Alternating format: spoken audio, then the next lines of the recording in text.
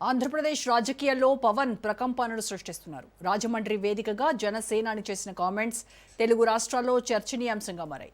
అటు ఆంధ్రప్రదేశ్ ఇటు తెలంగాణలో ఎక్కడ చూసినా ఒకటే చర్చ, ఒకటే రచ్చ. అందరూ ఆయన వ్యాఖ్యలపైనే చర్చించుకుంటున్నారు. ప్రశ్నిస్తానంటూ రాజకీయాల్లోకి వచ్చిన పవన్ కళ్యాణ్ ఇప్పుడు ప్రశ్నకు భయపడుతున్నారని ఒక వర్గం అంటుంటే, విశ్లేషణ పేరుతో విషం చిమ్ముతున్నారని మరో వర్గం వాదిస్తోంది. దీంతో భిన్న వాదనలు, విభిన్న అభిప్రాయాలు ఇరు రాష్ట్రాల్లో ఉత్కంఠ రేపుతున్నాయి. ఎవరికి నచ్చినట్లు వారు మాట్లాడుతూ కాకరేపుతున్నారు. పవర్ టార్గెట్పై ఇవాల్టి స్పెషల్ డిబేట్. ఇన్నాళ్ళు భరించాం, ఇకపై భరించేది లేదు, దెబ్బకు దెబ్బ కొడతాం, బలంగా బదులిస్తామన్న ఏపీ డిప్యూటీ సీఎం పవన్ వ్యాఖ్యలు ఇప్పుడు హాట్ టాపిక్గా మారాయి. ప్రత్యర్థులతో పాటు కోవర్టులకు జనసేనాని మాస్ వార్నింగ్ ఇచ్చారు. కేంద్ర హోంశాఖ మంత్రి అమిత్ షాతో జరిగిన భేటీపై వస్తున్న ప్రచారాన్ని పవన్ ఖండించారు. వ్యక్తిగత విమర్శలు చేస్తే తాము ఎదురుదాడి చేస్తామని హెచ్చరించారు. వ్యక్తి దిగ్విజయంగా 3 సార్లు భారతీయ జనతా పార్టీని అన్ని రాష్ట్రాలు, దాదాపు అన్ని రాష్ట్రాల్లో బోణీ లేని చోట బోణీలు ఖాతాలు తెరిపించి వెళ్ళలేని రాష్ట్రాలని కొట్టి చూపించి ఆయన నేను చాలా దగ్గరగా చూశాను. ఆయనకి నేను ఏదో చెప్పానంట, ఆయన నన్ను తిట్టారంట. ఇది వీరు విన్నారంట. వీరికన్నా మనోహర్ గారికి తెలిసిన వ్యక్తి మనోహర్ గారు చెప్పి ఆయన చెప్పారంటే వీరు విన్నారంట. నాకు ఏమనిపిస్తుంటే, రోడ్డు మీద వెళ్ళేవాళ్ళు ఎవరో మాట్లాడితే వేరు, ఒక క్రెడిబిలిటీ ఉన్న విశ్లేషకులు ఇలా మాట్లాడితే తప్పదు. అమిత్ షా గారి పేరు వినిపిస్తే మటుకు నాకు తప్పు అనిపించింది, అది నేను ఖండించాలనిపించింది. ఏపీ అభివృద్ధి కోసమే అమిత్ షాను కలిశారని జనసేనాని స్పష్టం చేశారు. తనకు గెలుపోటముల భయం లేదన్నారు. అలాగా వైసీపీ అధినేత జగన్ జైలుకెళ్లాలని తానెప్పుడూ కోరుకోలేదని స్పష్టం చేశారు పవన్ కళ్యాణ్. ఒక నాయకుడు జైలుకెళ్తే జనసేన ఎదుగుతుందా అంటూ ఆయన ప్రశ్నించారు. వైసీపీ నాయకుడి గురించి అంటే ఆయనకి జైలుకి వెళ్ళిపోవాలి, అరెస్ట్ చేయాలంటే ఆయన అంటే క్లాస్ తీసుకున్నారు అంటున్నారు. నిజంగా ఒక క్రైమ్ చేసిన వాడిని నేను చెప్పాలా అంటే, ఒకటి జైలుకి వెళ్ళిపోయి ఒకళ్ళకి ఏదైనా అయిపోతే దానివల్ల జనసేన ఎదుగుతుంది, పవన్ కళ్యాణ్ ఎదుగుతాడు. అంత దిగజారుడు మైండ్ సెట్ ఉంది. అసలు దానికోసం పాలిటిక్స్కి వస్తాం. అసలు మీరు పాలిటిక్స్లో మీరు ఎంపీ ఇలాంటి వాళ్ళు ఎవరు పాలిటిక్స్లో లేనప్పుడు కదా నేను వచ్చి రోడ్డు మీదకి వచ్చి ఆ రోజున వైఎస్ రాజశేఖర రెడ్డి గారు ముఖ్యమంత్రిగా ఉన్నప్పుడు కదా నేను నా తుపాకీని సరెండర్ చేసి కదా నేను పాలిటిక్స్కి వచ్చింది. ఏం మాట్లాడతారు మీరు? ఎంత తెగింపు ఉంటే వస్తాం. మరోవైపు వివాదాస్పద వ్యాఖ్యలపై ప్రొఫెసర్ నాగేశ్వర్ ట్వీట్ చేశారు. తన వ్యాఖ్యలను ఉపసంహరించుకున్నానని ఆయన ప్రకటించారు. జనసేన నాయకత్వం కూడా ఆ ఉపసంహరణను అంగీకరించాలని విజ్ఞప్తి చేశారు.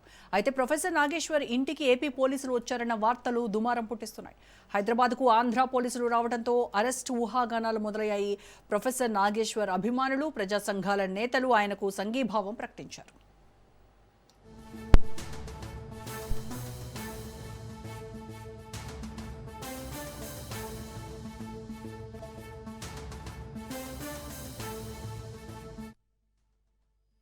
కొన్ని రోజులుగా ఆన్లైన్లో రకరకాల బెదిరింపులు రాష్ట్ర డీజీపీని కలిపి మెమరాండం ఇచ్చాం, పరిశీలిస్తాను. ఆపై రకరకాల బెదిరింపులు గత కొన్ని రోజులుగా వస్తున్నాయి. అవసరమైన అప్రాపరేట్ నేను చేసిన కామెంట్ను ఆల్రెడీ విత్డ్రా చేస్తున్నాను. జనసేన పార్టీ దాన్ని ఆహ్వానించింది. మన క్యాడర్ కూడా విజ్ఞప్తి చేసింది.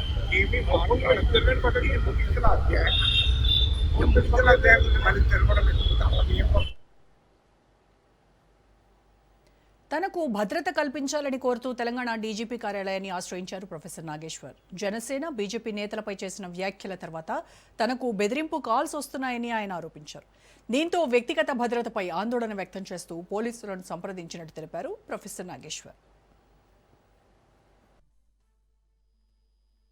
కొన్ని రోజులుగా ఆన్లైన్లో రకరకాల బెదిరింపులు రాష్ట్ర డీజీపీని కలిపి మెమరాండం ఇచ్చాం, పరిశీలిస్తాను. ఆపై రకరకాల బెదిరింపులు గత కొన్ని రోజులుగా వస్తున్నాయి. అవసరమైన అప్రాపరేట్ నేను చేసిన కామెంట్ను ఆల్రెడీ విత్డ్రా చేస్తున్నాను. జనసేన పార్టీ దాన్ని ఆహ్వానించింది. మన క్యాడర్ కూడా విజ్ఞప్తి చేసింది.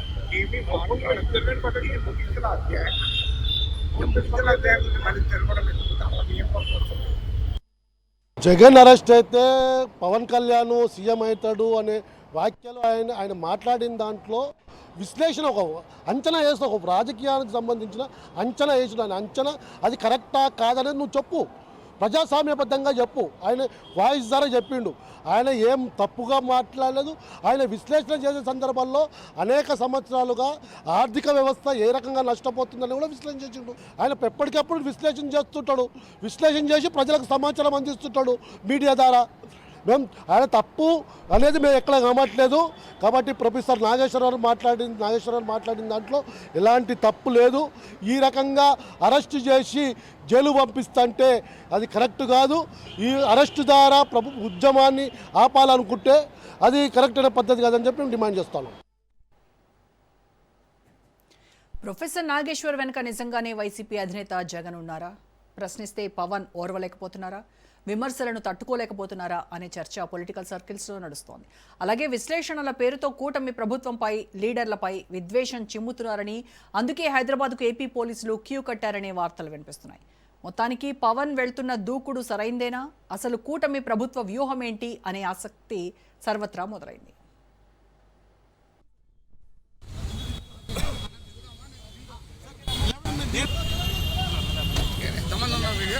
అందరూ ఉన్నాం సార్.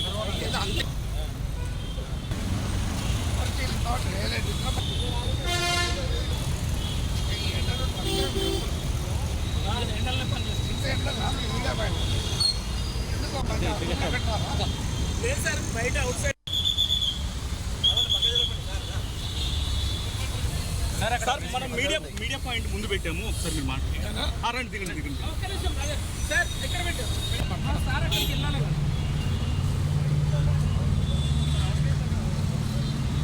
ఇక్కడ బ్యాగ్ తీసుకో అన్న. సార్ దిగుతారు, మీరు యూటర్న్ తీసుకొని రండి అన్న. ఒక్కసారిగా ఉస్తాద్ ఉగ్రరూపం దాల్చడానికి కారకులెవరు? అసలు కాటమరాయుడి మదిలో ఏముంది? గబ్బర్ సింగ్ దూకుడు వెనక ముఖ్యమంత్రి పీఠమే లక్ష్యమా, లేదంటే ఏపీ పాలిటిక్స్ పై పట్టు సాధించే వ్యూహమా అనే చర్చ రాజకీయ వర్గాల్లో జోరుగా సాగుతోంది. ఢిల్లీలో ప్రధాని మోదీని కలిసొచ్చిన తర్వాతే పవన్లో స్పష్టంగా మార్పు వచ్చినట్టు కనిపిస్తోంది. అధినేత కఠినత్వంతో జన సైనికులు షాక్ అవుతున్నారు. ఏపీ సీఎం చంద్రబాబు నీడలో ఉండొద్దు అనే బలమైన పొలిటికల్ స్ట్రాటజీతో పవన్ ఉన్నట్టు ఆయన సన్నిహితులు చెప్తున్నారు.